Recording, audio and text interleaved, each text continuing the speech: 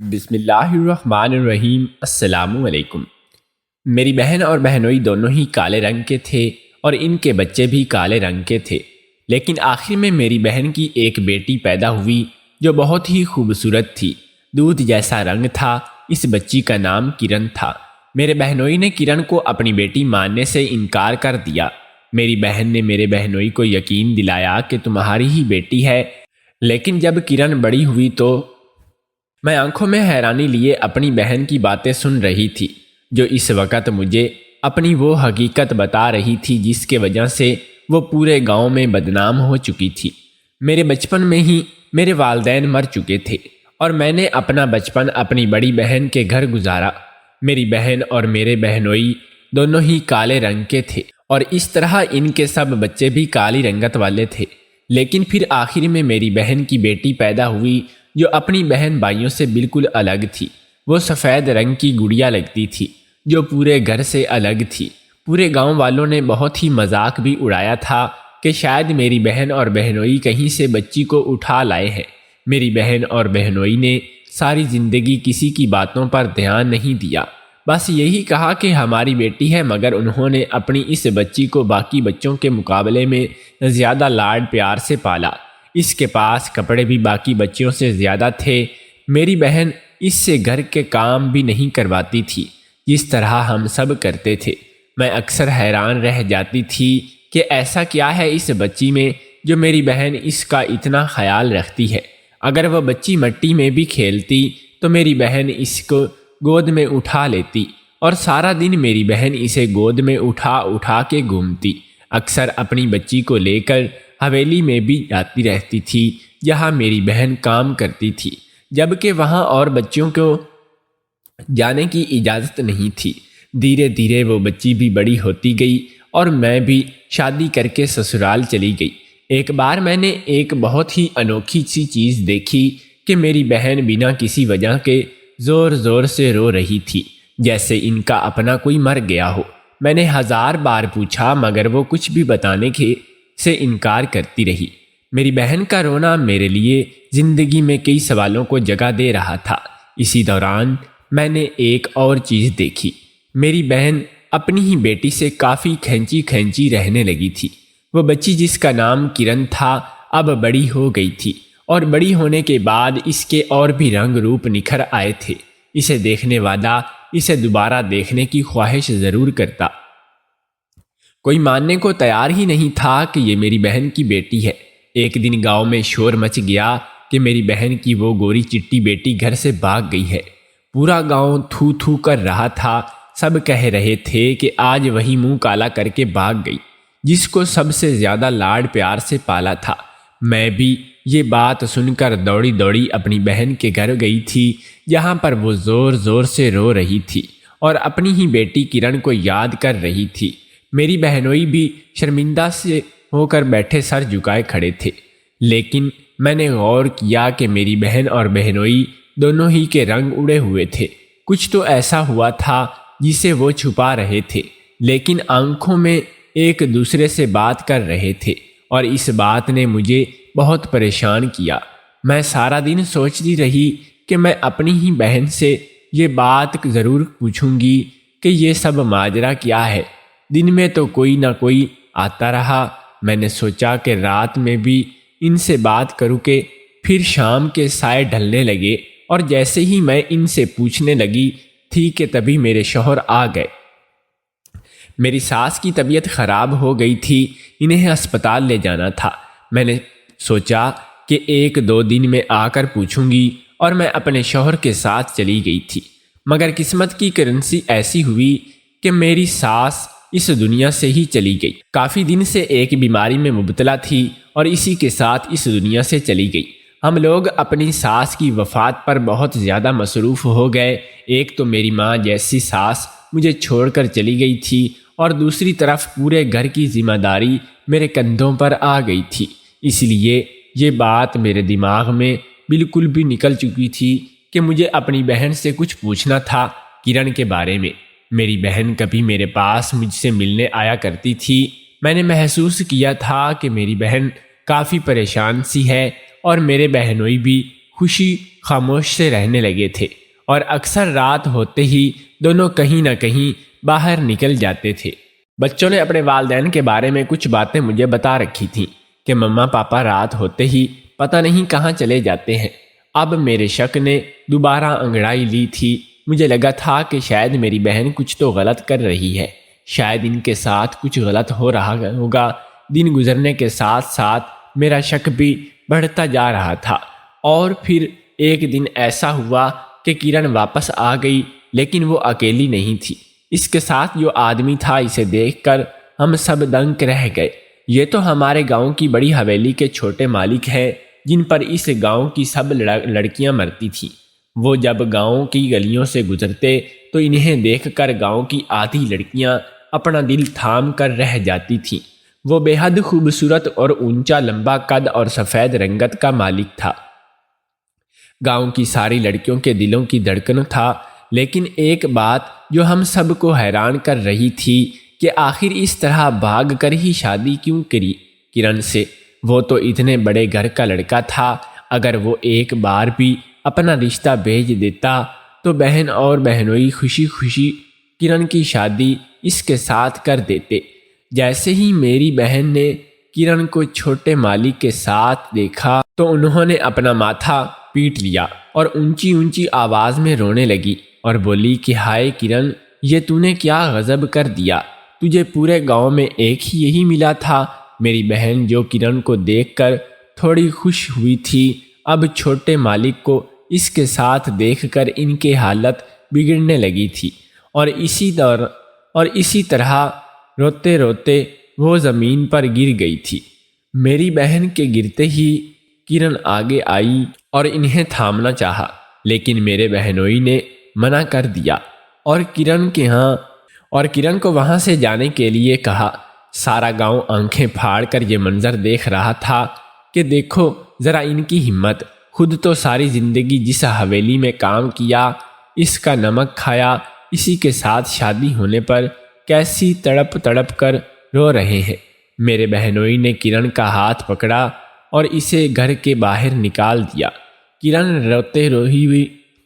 روتی ہوئی گھر سے چلی گئی، جنہیں دیکھ کر ایک لمحے کو میرے دل میں بھی پگھل گیا تھا۔ دوسرے ہی پل میری بہن کی حالت میری نظروں کے سامنے گھوم رہی تھی۔ میری بہن کی جو حالت ہوئی تھی وہ صرف کرن کی وجہ سے ہی ہوئی تھی۔ میری بہن کو کافی دیر تک ہوش نہیں آیا تھا۔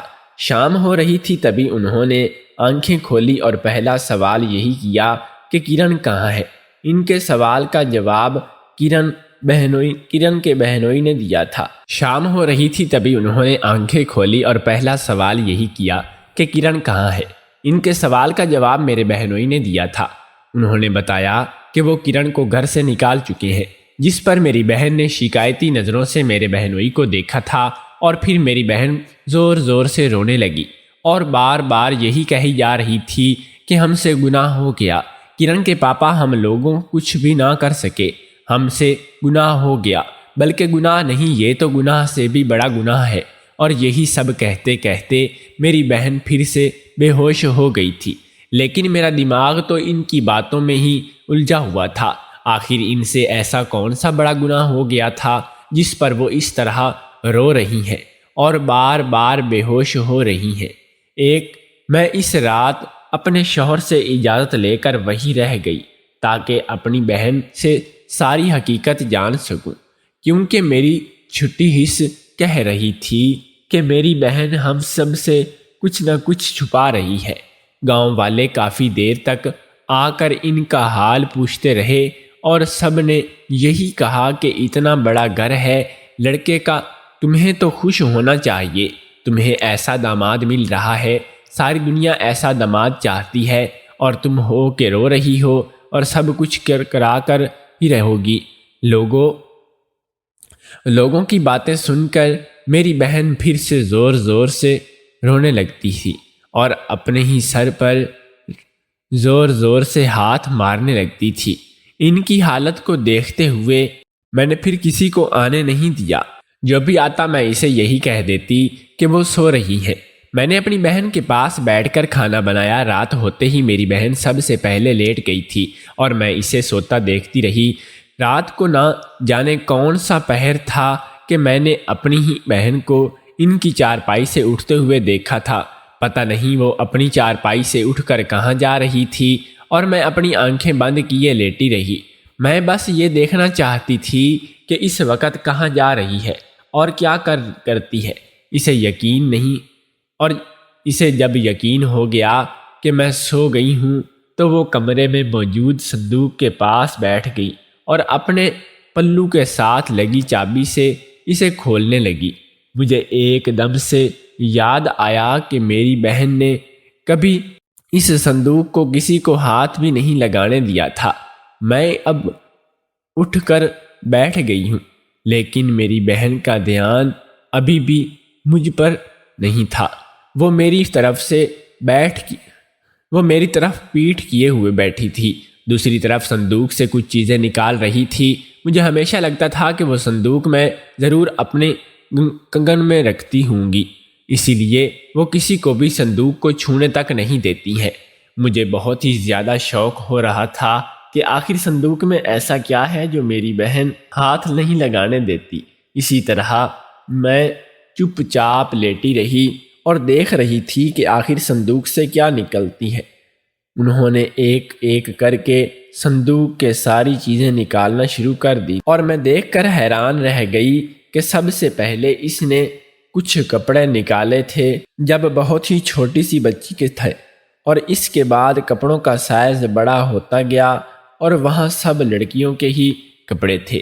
اس کے بعد انہوں نے کھلونے نکالنا شروع کیے، کچھ پلاسٹک کے تو کچھ مٹی کے تھے۔ اس کے بعد تصویروں کی باری آئی۔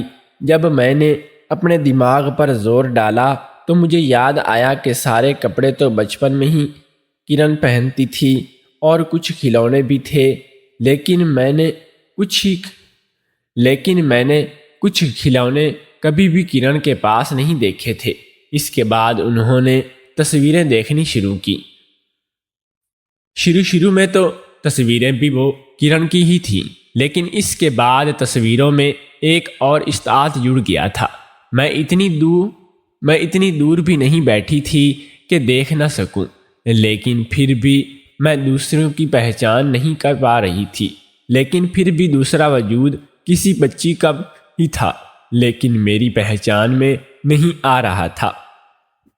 آخر وہ دوسری بچی کرن ہے، لیکن وہ میری بہن اور بہنوئی سے اس کا رنگ پھر ویسا ہی سانولا تھا جیسا کہ میری بہن اور باقی بچوں کا تھا۔ میری بہن نے اپنے گلے سے اپنا دوپٹہ اتارا اور وہیں زمین پر پھیلا لیا اور سارا سامان اس دوپٹے کے اوپر رکھنا شروع کیا، ساتھ میں وہ چیزوں کو چومتی بھی جاتی تھی اور روتی بھی جاتی تھی۔ اس سارے سامان کی ایک گٹھڑی بنائی اور اٹھ کر جیسے ہی میری طرف پلٹی، میں جلدی سے لیٹ گئی۔ میں نے دیکھنا چاہتی تھی کہ وہ کہاں جائیں گی۔ انہوں نے وہ گٹھڑی اٹھائی اور صحن سے ہوتی ہوئی گیٹ کے پاس آ گئی۔ میری بہن نے اسے زمین پر رکھ لیا اور اس کے اوپر مٹی کا تیل ڈال دیا۔ اس سے پہلے کہ وہ سارے سامان کو آگ لگا دیتی، میں فوراً آگے بڑھی اور ان کا ہاتھ پکڑ لیا۔ مجھے دیکھ کر ان کے چہرے کی ہوائیاں اڑ چکی تھیں۔ میں نے کچھ چیزیں اٹھائیں اور اپنی بہن کو لے کر اندر آ گئی۔ ان کو چارپائی پر بٹھایا اور انہیں پانی پلایا۔ وہ چپ چاپ سر جھکائے بیٹھی تھیں جیسے ان کا کوئی راز پکڑا گیا ہو۔ میں نے اٹھ کر ایک بار پھر سے ہی باہر دیکھا کہ کہیں کوئی جاگ تو نہیں رہا۔ جب یقین ہو گیا کہ سب سو رہے ہیں تو میں نے اپنی بہن سے سوال کیا جو کافی دنوں سے میرے دماغ میں گھوم رہا تھا۔ میں نے اپنی بہن سے کہا کہ مجھے سب کچھ سچ بتاؤ، کچھ دنوں سے آپ کا رویہ مجھے بہت عجیب لگ رہا ہے۔ کچھ تو ایسی بات ہے جو آپ مجھ سے چھپا رہی ہیں۔ اتنا تو میں سمجھ گئی ہوں کہ جو بھی آپ مجھ سے چھپا رہی ہیں وہ بات کرن سے جڑی ہوئی ہے۔ پلیز مجھے سب کچھ بتاؤ۔ آپ کی حالت بھی کچھ دنوں سے عجیب ہو رہی ہے، کبھی ایک دم سے رونے لگتی ہو اور کبھی خاموش ہو جاتی ہو اور کبھی بے ہوش ہو جاتی ہو، اور اب پہلے وہ سب چیزیں دیکھیں، انہیں دیکھ کر روئی اور اب آگ لگانے کے لیے لے جا رہی تھی۔ مجھے یہ سب ٹھیک نہیں لگ رہا۔ میں نے ان سے یہ کہا کہ مجھے آپ کا یہ سب کرنا شک میں ڈال رہا ہے۔ میرا اتنا کہنا تھا کہ میری بہن نے پھر سے رونا شروع کر دیا۔ میں نے ان کو چپ کروایا اور کہا کہ یہ رونے کا وقت نہیں ہے، پلیز مجھے سب کچھ بتاؤ۔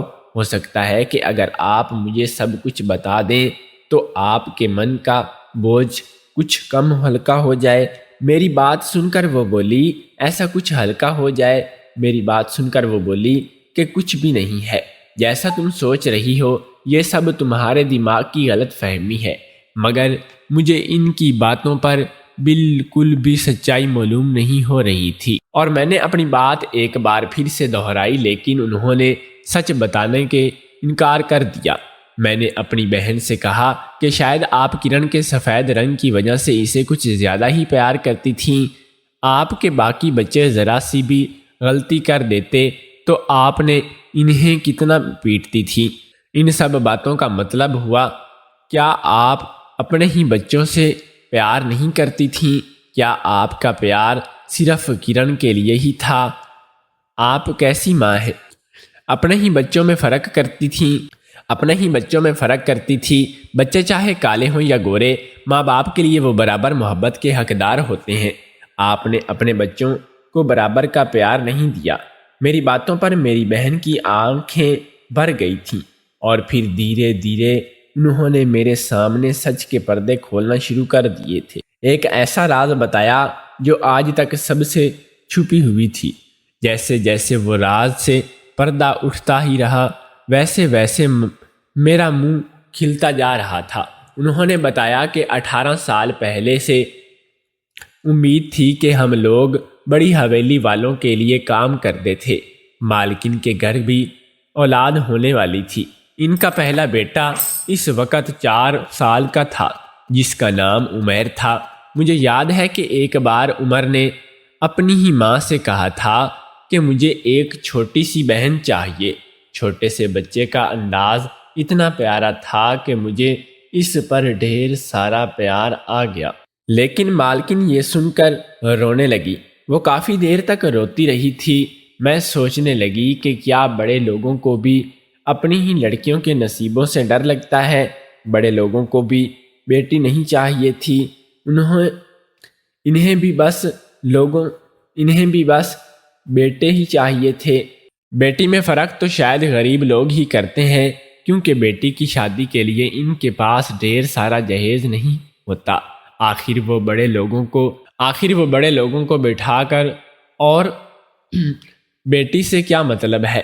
وہ تو آپ بیٹی کی شادی بہت ہی دھوم دھام سے ڈھیر سارا ماجرا چیزیں دے کر سکتے ہیں۔ دن ایسے ہی گزر رہے تھے اور پھر میں ڈلیوری کا ٹائم بھی ہو گیا تھا اور میں نے ایک بچے کو جنم دیا۔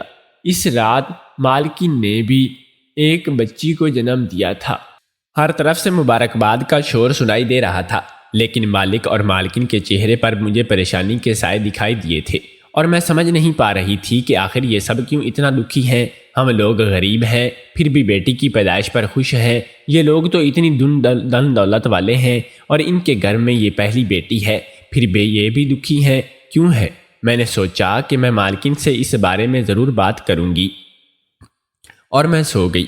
2 دن پہلے ہی ایسے ہی گزر گئے تھے کہ مجھے مالکن نے اپنے ہی کمرے میں بلایا۔ میں تھوڑی سی حیران ہوئی تھی، مگر اپنی بچی اٹھاتے ہوئے وہاں سے چلی گئی۔ میں یہاں کافی عرصے سے کام کر رہی تھی۔ میری بیٹی نے بھی اس گھر میں جنم لیا تھا، لیکن کبھی مالکن کے کمرے میں جانا نہیں ہوا تھا۔ آج پہلی بار مالکن کے کمرے میں قدم رکھا تو میری آنکھیں چندیا گئی تھی۔ ایسی شان و شوکت تو بادشاہوں کے گھروں میں بھی ہوتی ہے، جیسی کہ مالکن کے کمرے میں تھی۔ تب بھی میری نظر بستر پر پڑی، جہاں بے شمار زیورات پڑے تھے کہ جیسے وہ شاہی سلطنت کا خزانہ ہو۔ میں وہ سب دیکھ کر حیران ہو گئی تھی، ساتھ ہی ساتھ ڈر بھی رہی تھی کہ مالکن نے سارے خزانہ باہر کیوں نکال دیا، کہیں اس میں سے کچھ اور چوری تو نہیں ہو گیا۔ اور میں جس کا الزام مجھ پر آ گیا تھا، پھر بھی میری آنکھیں اب بھی سونے کی ڈھیر پر تھیں، جس کی روشنی میں میری آنکھیں جگمگا گئی تھیں۔ لیکن آگے بڑھی اور مجھے بیٹھنے کو کہا۔ اپنی مالکن آگے بڑھی اور مجھے بیٹھنے کو کہا۔ اپنی مالکن کہ میں نے نوکرانی تھی، میں وہیں زمین پر بیٹھ گئی۔ مالکن نے مجھے کندھوں سے اٹھایا اور بستر پر بٹھا دیا اور کہا کہ تم مجھے اپنی اولاد دے دو، اپنی بیٹی میری گود میں ڈال دو۔ خدا کی قسم کھا کر کہتی ہوں کہ میری طرف سے کبھی کوئی مشکل نہیں آئے گی اور تمہاری بیٹی کو میں اپنے ہی بیٹا بنا کر رکھوں گی۔ میرے تو ہوش اڑ گئے تھے۔ اچانک میری نظر میری گود میں چپکی ہوئی میری بچی پر مضبوط ہو گئی تھی۔ میں نے اسے کسی اپنے سینے سے لگا لیا۔ وہ میرے سینے سے چپکی انگوٹھا چوسنے میں مگن تھی۔ میں نے گھبراتے ہوئے کہا کہ مالکن آپ کی تو خود ایک بچی ہے اور پھر میری یہ 2 کالی کلوٹی بچی، آپ کو کیا ضرورت ہے پڑ گئی۔ میری بات سن کر مالکن پھوٹ پھوٹ کر رونے لگے، جیسے میں نے ان کی بات دکھتی ہوئی رگ میں روتے روتے کہنے لگی، نادیہ مجبوریاں کسی انسان کو نہیں دیکھتی، بیٹیاں کیسی پالی جاتی ہیں۔ مالکن کی آنکھوں میں مجھے درد نظر آ رہا تھا۔ میری حیرت حد سے زیادہ بڑھتی جا چکی تھی۔ مالکن پھر میرے سامنے ہاتھ جوڑ کر بولی کہ نادیہ مجھ سے میری بیٹی لے کر اپنی بیٹی مجھے دے دو۔ مالکن میرے سامنے گڑ گڑا رہی تھی۔ اس سے پہلے میں کچھ کہتی مالکن میرے قدموں میں بیٹھ گئی اور مجھ سے بھیک مانگنے لگی کہ پلیز اپنی بیٹی مجھے دے دو۔ اتنے بڑے محل کی مالکن میرے پیروں میں بیٹھی ہوئی تھی۔ یہ سوچ کر ہی میرے پیر کانپنے لگے تھے۔ میں نے جلدی سے مالکن کو اٹھایا اور انہیں بیڈ پر بٹھایا اور انہیں پانی پلایا۔ مجھے کچھ بھی سمجھ نہیں آ رہا تھا کہ مالکن کو کیسے دلاسا دوں۔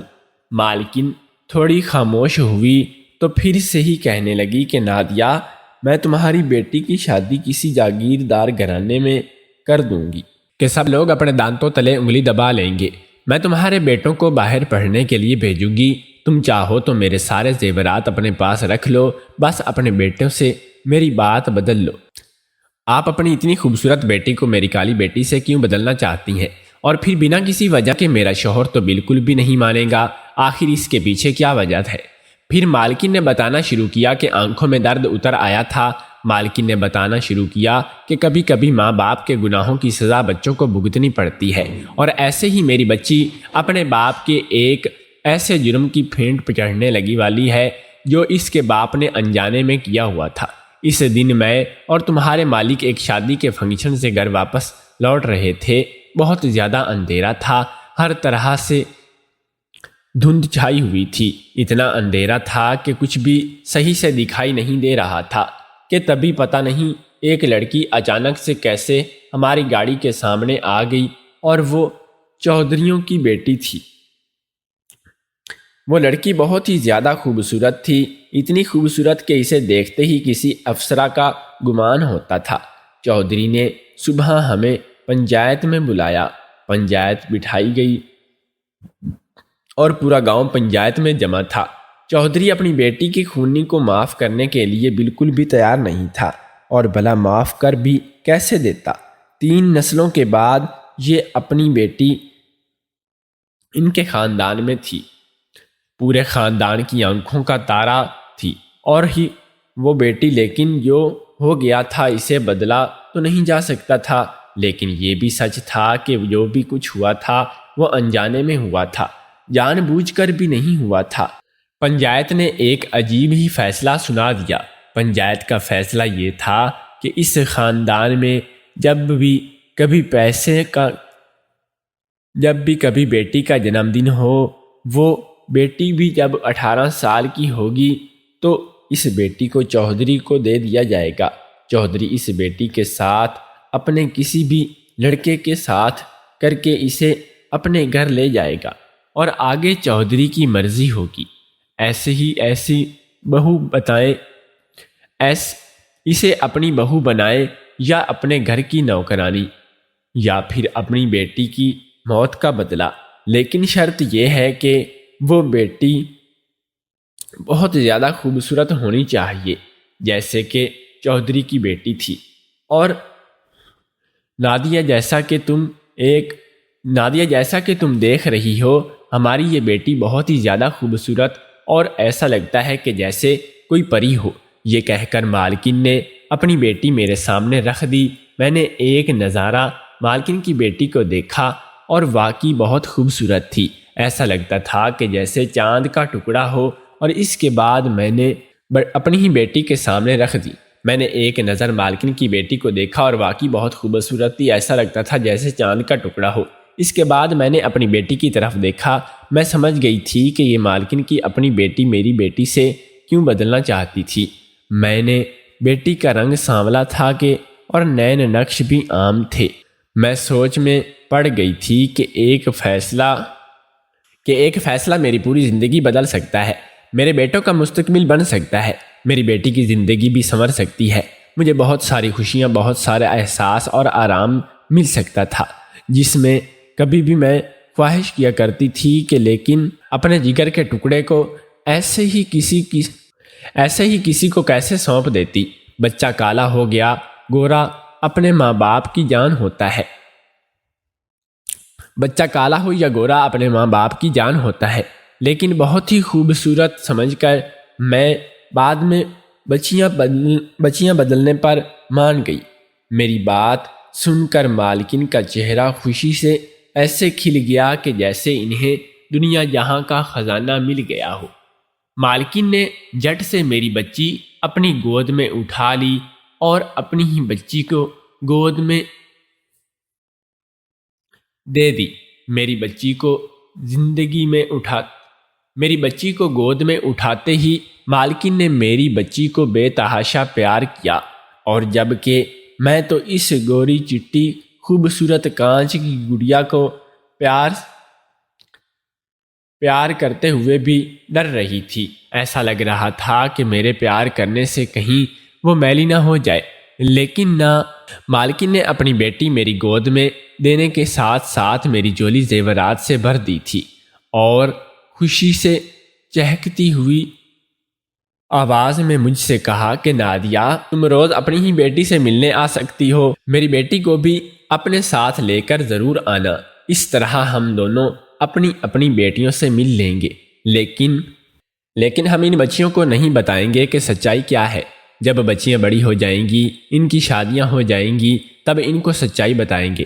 خیر مالک کی اس بات سے مجھے بھلا کیا پریشانی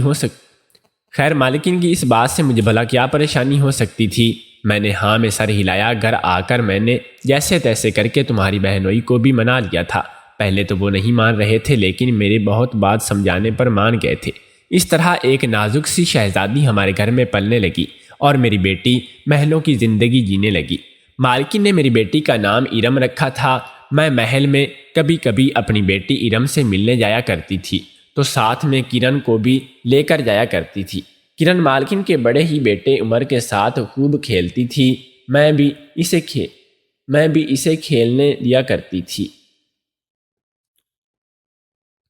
آخر دونوں آپس میں بھائی بہن ہیں، ان کا رشتہ ہے تو ایک دوسرے سے محبت ہونا عام بات ہے۔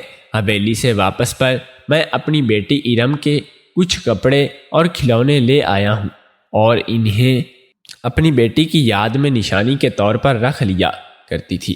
اس کے کچھ تصویریں بھی کھینچ کر لے آئی تھی۔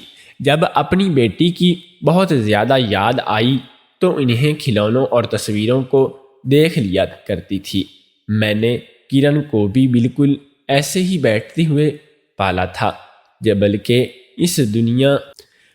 اس سے بڑھ کر ہی پالا تھا، اور اس کو کبھی محسوس نہیں ہونے دیا تھا کہ میں اس کی سگی ماں نہیں ہوں۔ کرن بھی مجھے اپنی سگی ماں کی طرح پیار کرتی تھی، اور ادھر مالکن نے بھی میری بیٹی کو بالکل سکھی مان لیا تھا، اور دونوں ہی بچیاں اپنے اپنے خاندان میں خوش تھیں۔ اور پھر بچیاں دھیرے دھیرے بڑے ہوتے ہو گئیں۔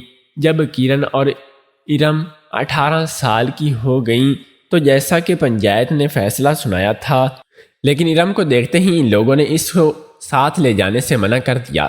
کیونکہ فیصلہ تو یہ ہوا تھا کہ کوئی خوبصورت بیٹی بھی چودھری کے ساتھ جائے گی کوئی کالی اور معمولی نین و نقش کی نہیں۔ مالک اور مالکن نے ان لوگوں کو پیسوں کے لیے آفر کیا، اگر آپ بیٹی نہیں لے جا رہے ہوتے تو ہماری طرف سے سوغات میں کچھ زیورات اور پیسے لے جائیں، لیکن ان لوگوں نے پیسے اور زیورات لینے سے منع کر دیا۔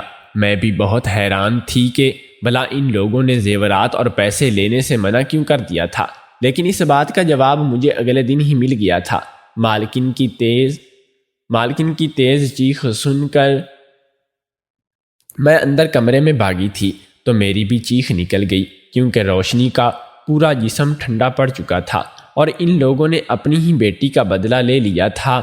بیٹی کا بدلہ بیٹے سے ہی لیا تھا، چاہے کیسے بھی لیا، انہوں نے اپنی بیٹی کھوئی ہی، اور تو اور ہماری بیٹی بھی ہمارے پاس نہیں رہنے دی۔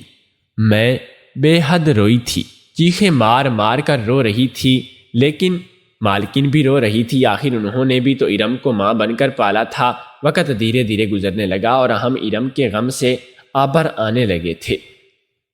پھر ہمارے اور دکھوں کا پہاڑ ٹوٹ پڑا تھا جب کرن نے کہا کہ وہ مالکن کے بیٹے عمر سے شادی کرنا چاہتی ہے، تو اس نے بتایا کہ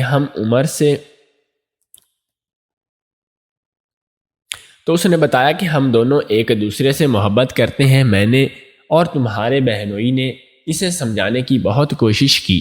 سچائی ابھی جا کر نہیں کر سکتا، کیونکہ ابھی ارم والے معاملے کا زیادہ وقت۔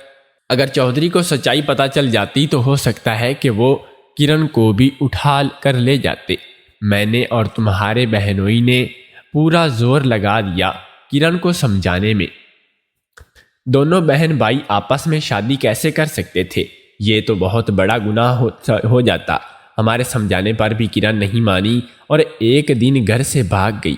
پہلے مجھے پتا تھا کہ کرن عمر کے ساتھ ساتھ ہی بھاگی ہے، لیکن جب اس کے شوہر کو دیکھا تو میرے سر پر آسمان ٹوٹ پڑا۔ کرن ہی نے ہی وہی گناہ کر دیا تھا جسے میں بچانا چاہتی تھی۔